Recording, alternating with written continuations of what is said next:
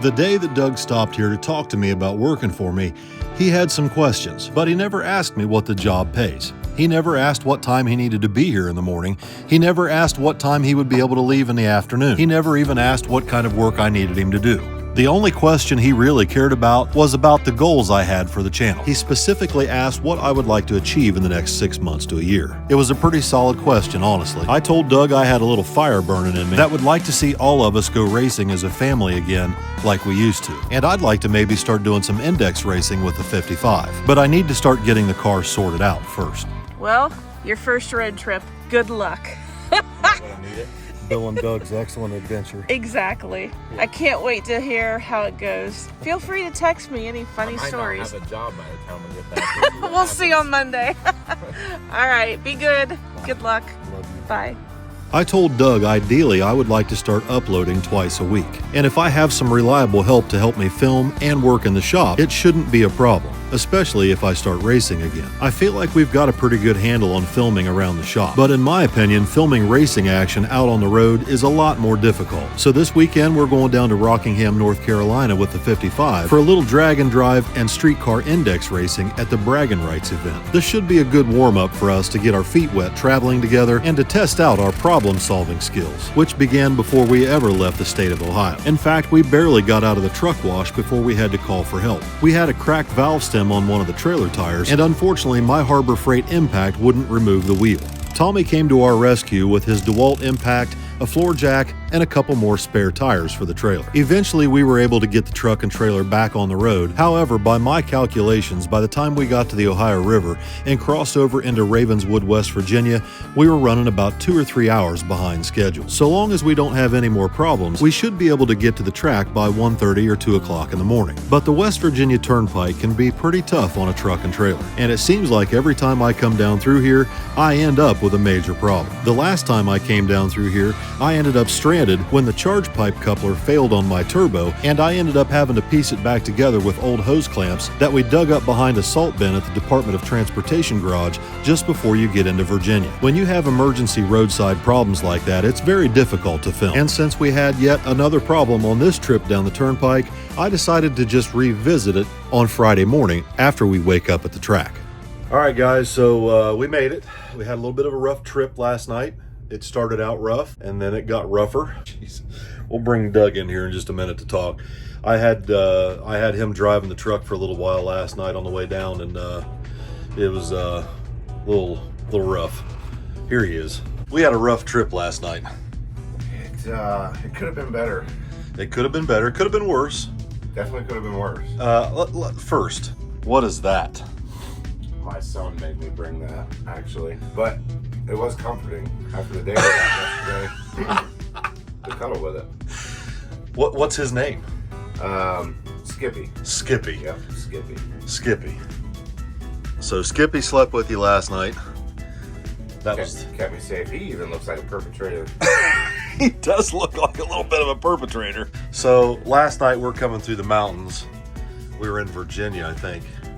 Or West Virginia, I'm not sure. No, it was in West Virginia. You were driving, and it sounded like an explosion. Thought I blew the truck up. Yeah. Well,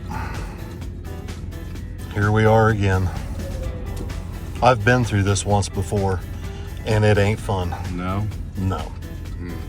We lost the freaking, what do you call that? The charge pipe. Charge pipe coupling. Yeah. Right on the turbo. Warranty, bucko.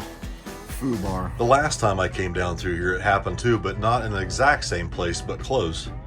So we had to pull over. Luckily, we had tools.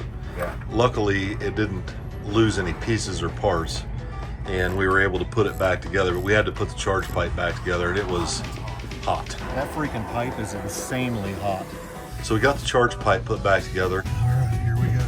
Man, we're in a bad spot because we're right here on a curve. We're like, okay, sweet, now we're rolling again.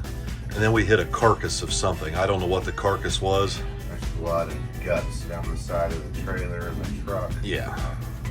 After we just cleaned it. After we just washed it. Series of unfortunate events. Unfortunately, our series of unfortunate events continue. Hey, where's the nitrous bottles at? I think they're back in Ohio. Unfortunately, our nitrous bottles weren't the only thing we left in Ohio. Evidently, my jump pack grew legs and walked out of the trailer. When the jump pack walked out, the battery charger followed it, and so did all my extension cords. So we borrowed a battery charger from a neighbor and used my spare generator to charge the battery in the 55. The way the 55 is wired, the volt gauge underneath the dash stays on all the time. So if you don't hit the battery disconnect switch on the back of the car, it runs the battery dead while you're towing it down the highway. Streetcar index. Yep. So you will be hitting a 4 checkpoint cruise. Dude, this is awesome. So this is it is a recommended order. You can do whatever order you want. I do recommend this order because it is the shortest route. So 1, 2, 3, 4. Your address for all of them. The WhatsApp group that you're going to enter, just hit this QR code. Nice. Once you get to each one, this is the picture that we need. You'll upload each of them. We'll check you off. We got them upstairs. Going through everything. So you just have to hit all 4 before E1 tomorrow. So you can do it now, you can do it tonight, you can do it tomorrow morning. Dude, that's awesome. If you need to be towed back for any reason, you can get towed back to the track and you can start the cruise over to proceed. So with our battery charged up and our checkpoints in hand, Doug and I head out on the open road. All right, you ready for this? I think so. You're my navigator. Uh-oh. My phone is at 5%. Epic fail. Thankfully, my phone was fully charged as well as my film phone, so we should be okay for a short 1-hour cruise. But note to self, the 55 needs a phone charger port before we try and take the car on another drag and drive style event that has a cruise that's longer than a couple of hours.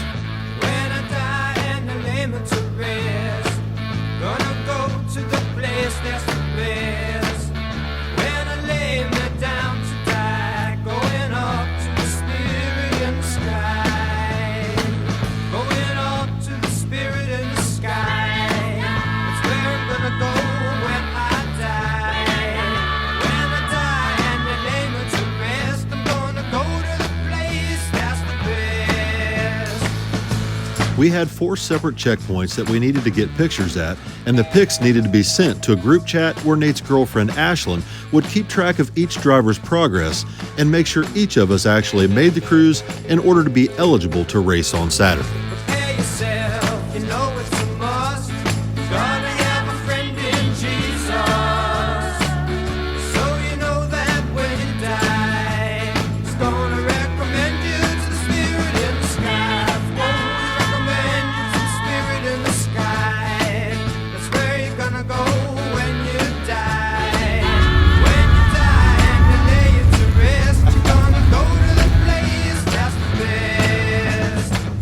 The last checkpoint took us to the little town of Hamlet, North Carolina.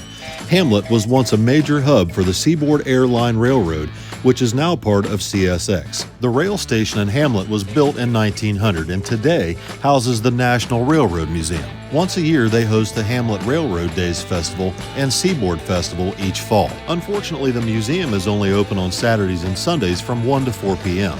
So we didn't get an opportunity to go inside and visit while we were there. If I ever get the chance to come back, I'd love to take Vicky in and show it to her. Anyway, by this time, Doug and I were both starting to get pretty hungry. So he burned up the last 2% of his phone battery looking for someplace good to eat. He found a place called Highway 55 just outside of the old downtown, so we started making our way there.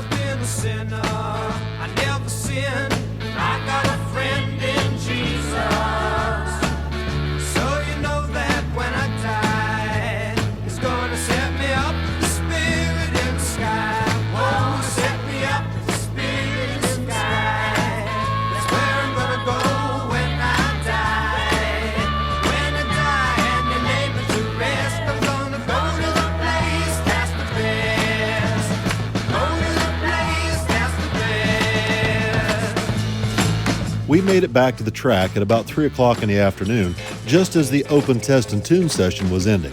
So we didn't get an opportunity to make any test passes on Friday.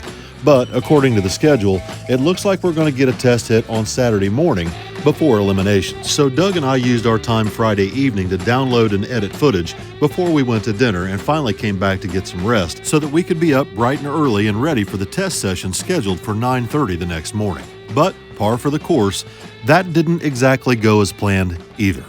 All right, good morning, everybody.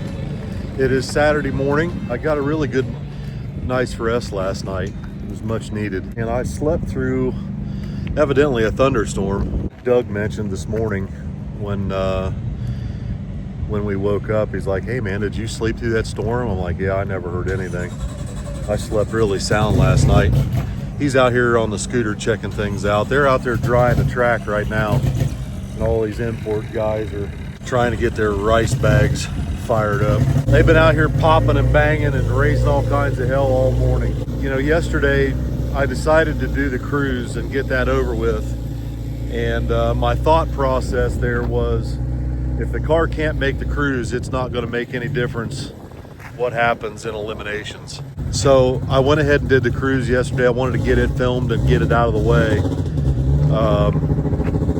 just in case it didn't make the cruise, because if it didn't make the cruise, today wasn't going to matter. So I went ahead and I got the cruise done, but by the time we got back from the cruise, test and tune was over for the day. So I didn't make any hits yesterday, and that's completely on me. That's my fault. So today I think we're going to get one hit, and we go into eliminations, and I have absolutely no idea what this car is going to run, but I'm probably only going to get one chance to find out, and that's okay. I'm not really worried about it. I told Doug when we came down here that honestly, I just wanted to come down and cruise the car and enjoy myself and get away from home for a little bit, and the racing has become sort of a side thing for me. You know, if I do well, that's fine. You know, I'll try to do well, I'll do my best, but that's not the end all be all to me like it used to be. We're gonna try and get the car ready. We'll go up and make a hit and see what it runs and do our best. That's all we can do. The rain that we'd gotten overnight caused water to get under the rubber on the starting line. And truly, the only way to get the track as good as it needs to be is to start from scratch, which means scraping the track and starting over. So Saturday morning, while Nate and Ashlyn were working so hard to get everything ready for today's race, I took a few minutes to go up in the tower and visit my buddy Derek Putnam, who's announcing. What's going on, man? Hey Bill, good to see you. You're up here doing your thing. Well, I'm actually not right now. I'm out there actually, watching Nate and Ashlyn do their thing. I mean, been very lucky to be able to work with Brag and Right since they started in 2021. Nate actually contacted me not long after doing Sick Week, and you and I had a chance to meet through Sick Week. That's where I met Tom you, Bailey. actually. Yeah. Yep. And it's been really great to watch Nate and Ashlyn, who are enthusiasts. I mean, they're doing this for the right reasons, just like Dude, Tom he is. has a broken foot and a broken hand, and he's out there prepping the track, putting gold dust down, scraping, spraying, dragging, running the track dryer up and down the track this morning. I saw that. He's a great guy. No, absolutely. This is the kind of person that you want to work for. They are just as enthusiastic about making an event happen as your average spectator that comes through the gates that just wants to watch it. Your racer who towed hours to be here. I know you made a long trip to be here, so this is the kind of thing that makes it really easy to do long days and get an event in with people like this. And it's, working through the same people. Yeah. And the funny thing is, we talk about Sick Week and we talk about Sick the Magazine and Nate. There's going to be some stuff coming out at PRI that'll be interesting. Oh, really? Yep. Not allowed to say what it is yet. I'm sworn to secrecy, but it'll be okay. cool. So I really appreciate you as an announcer, because I think I told you, where were we? We were down in Florida during Sick Week. It was at Gainesville. It was at Gainesville, that's right. Because I was looking to sit down for a minute at Gainesville. I come up in the tower and you invited me to come sit down up there for a few minutes and rest my back. Right. Yeah, you just needed a minute, I think. I just needed to decompress for a minute because so the drag and drive things are different in that there's no motorhome, there's no living quarter trailer to escape to decompress for a minute. And there was just a lot of people there. Like, I was blown away how many people, because I mean, this is during work days. And so I was blown away by the number of people who had shown up for Sick Week. What got me interested in it was the fact that the racing is it's a part of it. But I mean, you can take the racing as seriously as you want or as unseriously as you want. But the element of the cruise and spending time with your friends and family in the car, making those drives and going to the checkpoints and making memories and taking the pictures and being in some of the videos or some of the photographers' photographs for the event photos, it adds an element to the event that is more than just the racing. And honestly, the driver is the only one who gets to experience going down the track. Your wife or your son or your daughter or your best buddy or whatever, they don't get to go down the track with you, but they can share those experiences in the car, going from track to track and making those repairs out along the highway with friends. And that is what drew me in to the drag and drive thing, and I love it. I like to do some smaller stuff, like the Plates and 28s events at Edgewater were really good because they're a smaller event. They don't take as much time. You don't have to put out quite as much money for travel expenses and hotels and everything, so it makes it a little bit easier on people. But even for me, like, it's hard for me to take off that much time, and I don't like being away from my wife that long, or my dogs, or my home. I'm a homebody, I'm kind of an introvert by nature, so. But I really enjoy this, and I came down here because I appreciate Nate, what he's doing. I definitely appreciate the new track owners here who have put forth so much time, money, and effort to making this place a nicer track and a nicer venue for so many people. And so that's why I wanted to come down. Honestly, I completely forgot about it until I started to see something on Facebook, and then I messaged Nate. I said, "Hey, are you putting on an event here pretty soon at Rockingham?" And he's like, "Yeah, this weekend." I was like, "Oh, did I enter?" Because I couldn't remember. I couldn't remember whether I had told him I was coming. I couldn't remember whether I'd already bought an entry, and he said, "No, you have not." I said, "Well, can I get in?" Right. Because, I wanted to support him. He's been very good to me and my kids and my family, and obviously he's a hard worker. I mean, he's out there with a broken hand and a broken foot.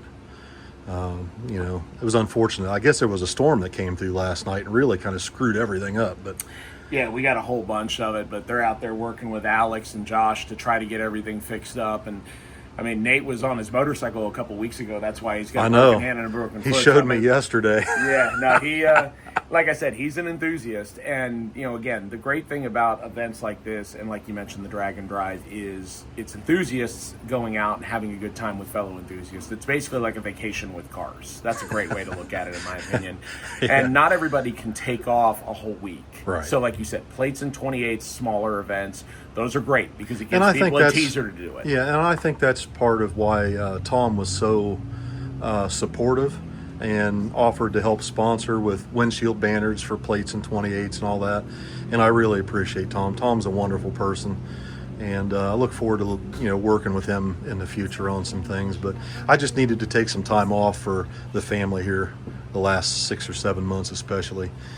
But hopefully we'll get back to racing together as a family and get back to helping promote events and help drive forward the drag and drive thing and, the sport of drag racing. Just having you out here at the racetrack is enough, man, because I know you got a lot going on at home with the channel growing and what have you. So just seeing you be able to get out and race like you used to back when your kids were younger is enough for me. Just being able to see you out here. I appreciate it, man. After visiting with Derek in the tower for a few minutes, it looked like I'd better get back to the pits and get the 55 ready to make my first and only test pass for the day in preparation for round 1 of eliminations later this afternoon. And my biggest concern was being able to stage the car and cut a good reaction time with the transmission in the 55. Now this transmission's a turbo 400, and it has the tendency to rock really bad. So if the track prep's good, and I try and bring it up on the converter and then hit the button, the car lunges really bad, and I hate that. So unfortunately, I have to just stage it at idle. And that's okay, as long as the track prep isn't so good that it won't allow the car to move. If the track prep is really good, and the car's not moving, you run the risk of getting timed out, and that's not good. All right, so they called us to staging lanes. We're in 3 and 4 for streetcar index, and it's a half-second interval index system where, if your car goes 10 flat or 1050 or 11 flat or 1150, you've got a real good shot. But if you fall in between there, then you have to make adjustments to run either a little faster or a little slower. And so I have no idea what that car is about to run. And I hope it's somewhere close to 10 flat, but I have a feeling it's going to be closer to 1050. I don't know. We'll see. But we're only going to get one shot at this, so I'm going to try and do the best job I can of making a nice clean pass, cut a good light, stage the car, and see what happens, you know. Just do the best we can.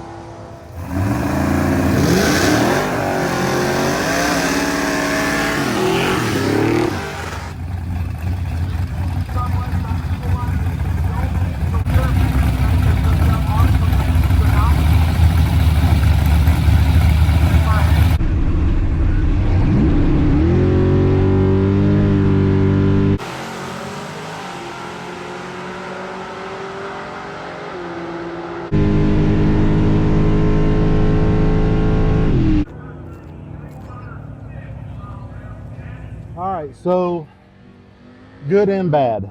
The good is that the car ran considerably faster than I thought.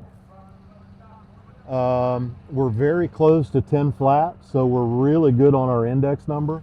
The bad is that when I went to stage the car, even though I wasn't up on the converter, it still lunged forward when I set the button. And that startled me, and it delayed my reaction time. So my reaction time was terrible. The staging procedure, not the best. I'm gonna have to just do my best to be ready as soon as the other guy turns his top bulb on to go right in as quickly as I can. I don't like to rush like that. It's not in my nature. That's not how I like to race. But unfortunately, with this transmission and this valve body, I don't have a choice. So we're just going to do the best we can. This is a building opportunity for me and Doug here, who is filming and doing an absolute incredible job for me. I'm so thankful to have you here. We're working together for the first time. Typically, my content isn't racing. It's day-to-day vlogging mostly. And this type of content is much more difficult to film, I think. But we're learning, both of us, because I'm not used to relying on this kind of content. But hopefully, maybe you know, this summer we can do a little bit more racing together, and I can have you help film, and we can make some different content that hopefully people like. You know, we'll see. So we're in there. We're gonna make a couple little changes and go up for first round and wish for the best. All right, so we're up here in the lanes for first round. I went ahead and entered 10-0 on the window. I think I'm paired with this beautiful, beautiful Camaro. He is in on a 1050 index. Now, this is kind of wild. It's a pro tree, but it's staggered. So he's gonna leave a half second ahead of me, and then I'll have to run him down. So difficult to have a decent reaction time on a pro tree that's staggered. I'm not used to that, but we'll see how it goes. You know, it's a beautiful evening. I'm happy with the car other than the transmission. I texted Billy, I said, this transmission's coming out as soon as we get home. See how things go, but either way, I've already had a great time. I'm really happy with how the car runs. It's so close to being a really, really nice race car or a 10-0 index car. And, you know, I could have gone 950s really easy with it with just a little bit of nitrous, but baby steps, you know, baby steps. We'll work on it a little bit as we go and get the car better and better. And I'm really excited to maybe race it a little bit this next summer. So I'm gonna get in here and get buckled in. All right, so we're just waiting on some cleanup work here, but I went ahead and put deep on the window so that I can deep stage. And what that means is I'm gonna turn the top bulb out. I'm gonna stage deep enough into the stage beams that the top bulb goes out. That reduces my rollout, that will help my reaction time, and it will also slow the car down a little bit. So what I'm gonna do is I'm gonna shift the transmission a little bit higher to compensate for being stage deep. And I think I've got a good shot at this. You know, one way or the other, I'm happy with just being here. Look at that beautiful sunset. It's like, how can you not be happy? Yeah. One way or the other, you know. If I can get through this first round tonight, I got a good shot. Even though I only got one test hit this weekend, I honestly felt like I had a good shot at this first round. That was until I almost fell asleep in the staging lanes. So It's called Import Mania, and it's kind of like oil down mania. It seems like they go one or two imports and then they blow up and they got to clean the track. Typical import thing, but it'll be midnight by the time we get to race. Now, don't get me wrong, I knew what I was getting into when I came down here. The name of the event is Import Mania.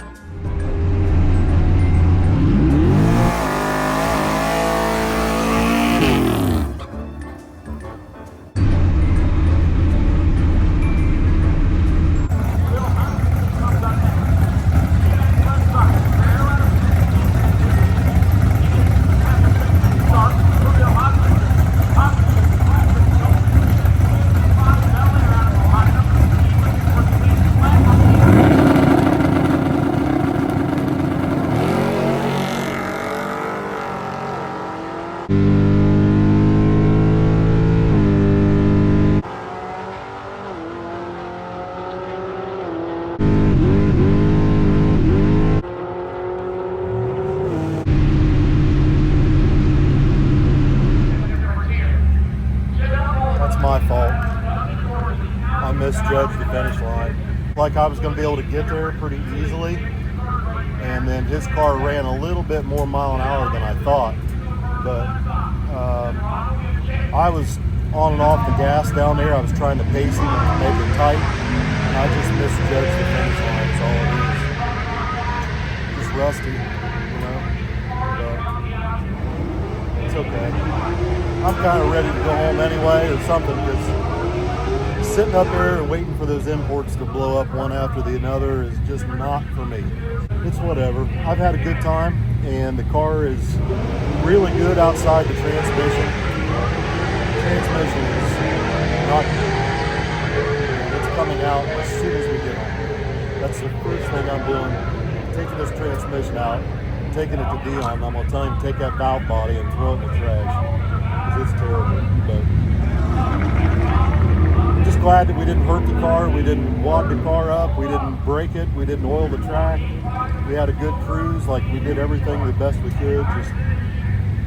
Just got some things we need to work on. That's all there is to it. Well, good morning, Doug. Good morning. How was church yesterday? It was great.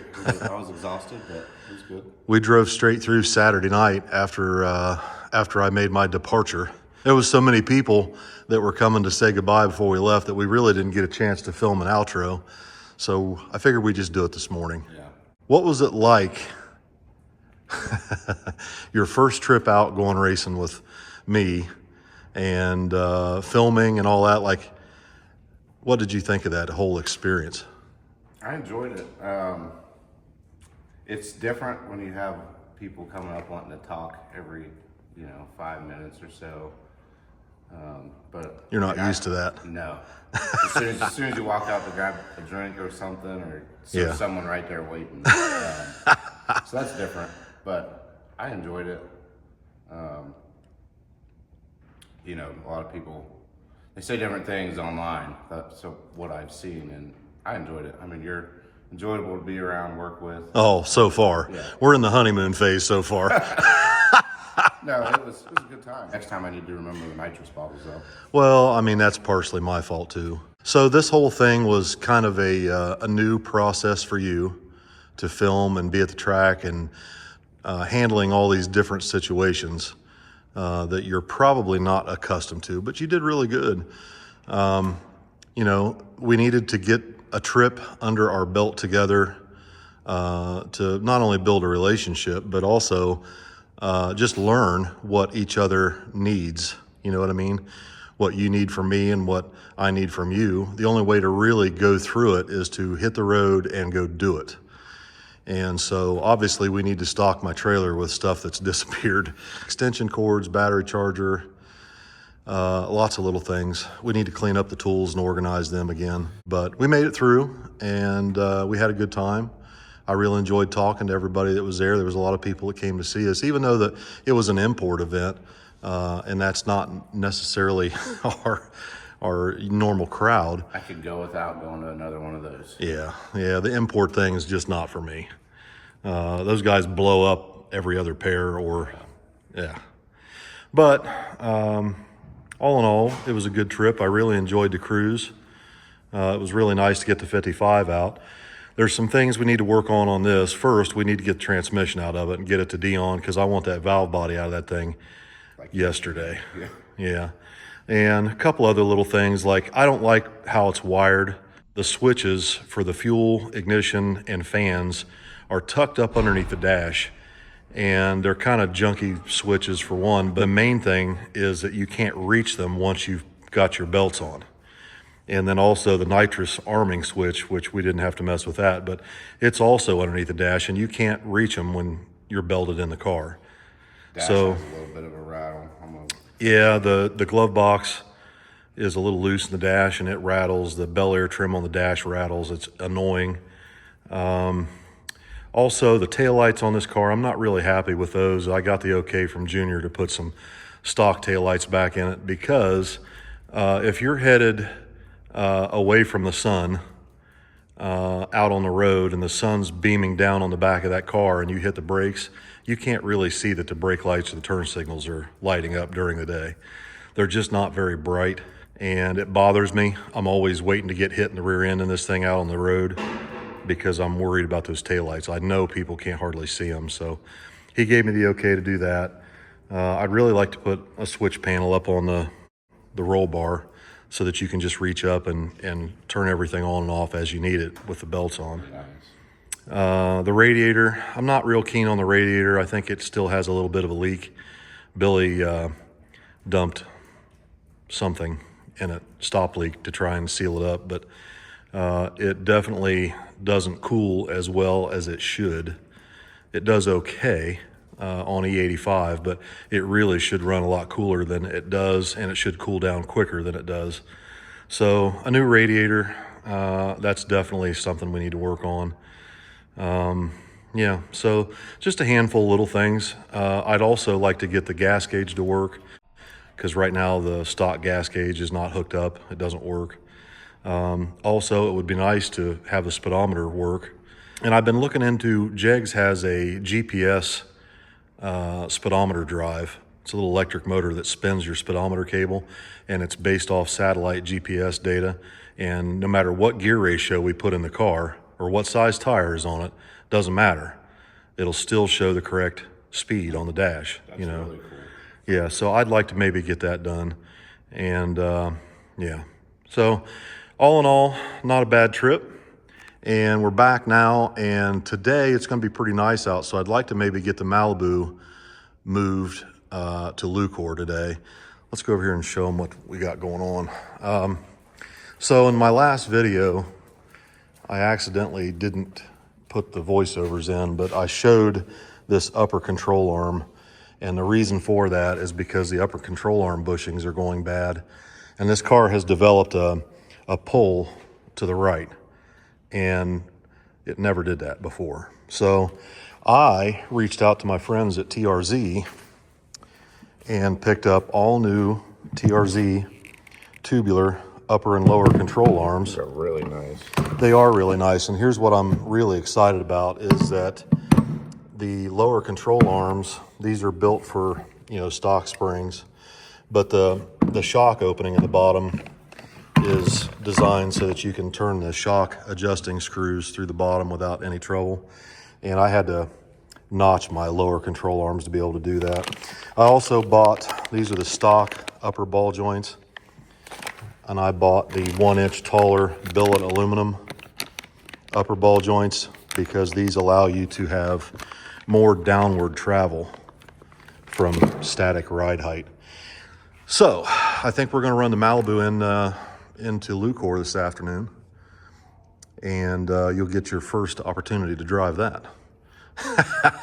The streetcar bug has bit you pretty bad. Yeah, I'm actually going this weekend to buy that other one, that 83. You are? Yeah, I put some money down on it for him to hold it.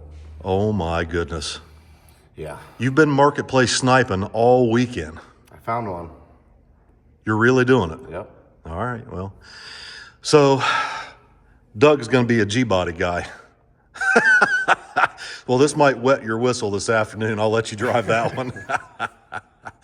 All right, well, we're going to get off here. We got stuff to do. We got winterize the trailer and get all that water out of it because it's getting cold this week. It's supposed to get nasty. So we got a lot to do. We're going to head off. We're going to get off here, and we'll see you all in the next video, all right? You and Skippy? Me and Skippy.